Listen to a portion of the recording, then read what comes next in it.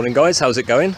So I took a day off yesterday in the campground, didn't really do anything because it rained for most of the morning, so I spent most of the time in the tents, which was awesome, but at least I got some work done on the computer and stuff like that. So now I'm heading to Bratislava, and it's just a 60-kilometre cycle ride, and once I'm there, I'm going to spend some time off the bike. So I've got 10 days off the bike, going to spend 5 days in Bratislava with the missus, and maybe we'll do a day trip to Vienna, and then we're going to Budapest for 5 days as well. And then I go back to Bratislava, pick the bike up and carry on cycling. So this may be my last vlog for a while about cycling, but you'll probably see one about Bratislava and Budapest and, I don't know, maybe some thoughts that I have as the week goes by. So I will speak to you later and give you some videos now from the road. Cheers for now. So the campsite that I was leaving was based in Oggau, and I'm going to apologise now for my pronunciation of place names, which is shocking, I know. And Oggau is right by a lake which is called Neusiedl. If there is a German speaker, please let me know how to pronounce these right. Do it like in an answer back video or something. Anyhow, so it's by a lake, and this area is very flat. So it's great when it's flat, obviously, because there's no hills to go up. But when the wind blows across, oh, that can be a bit of a pain, can't it? So some of the way it was crosswind, some of the way it was a tailwind. And a little bit later on in the video I'll show you some images of trees and the grass all bent over backwards because the wind was that strong. But to start off with, the cycle ride was nice and relaxed. That was me chilling there. Cool dude with his shades on and his travel blogger's grease hat. Yeah, cool.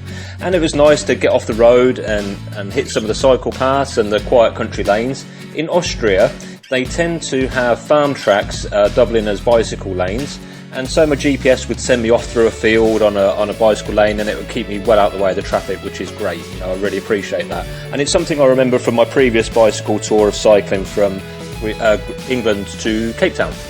And this area is obviously a wine growing or wine making area because there's plenty of grapes growing. And there's a sign of civilization there. Did you see the McDonald's sign? Yeah, you know you've reached civilization when that happens. So I'm cycling on towards Bratislava, and as you can probably tell from the grass on the right hand side there, the wind is starting to pick up a little bit.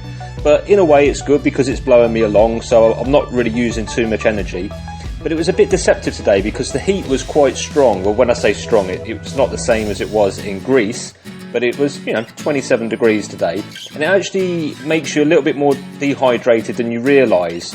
And so although it didn't feel like I was sweating too much, I was actually becoming a little bit dehydrated, so I had to make a conscious effort to take on board a lot of water as I could.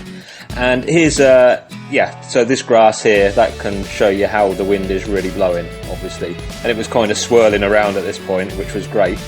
But, and this is a great thing, you can just see there that there were some wind turbines. Now I think wind turbines are a marvellous invention.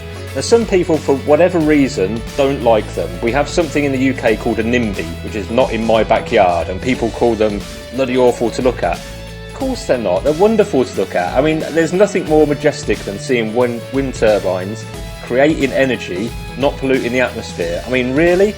Why would anyone not want this? Why would we want to pump a load of crap into the atmosphere to produce electricity when we can get it free from nature? All you have is the initial investment of the wind turbine and you're done. I mean, and it looks great, doesn't it? Look, yeah, they look a little bit menacing perhaps, but it's a wonderful invention. I love cycling through here. It was a real highlight of my day seeing this wind farm operating.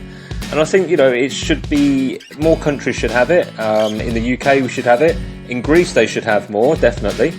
But obviously right here it was positioned perfectly because you can see what the wind's doing to these trees. So they obviously know the wind's going to blow across here a little bit. So this might be a note to make for other people if you're going to cycle through that region anyway. And here we go, entering into Slovakia.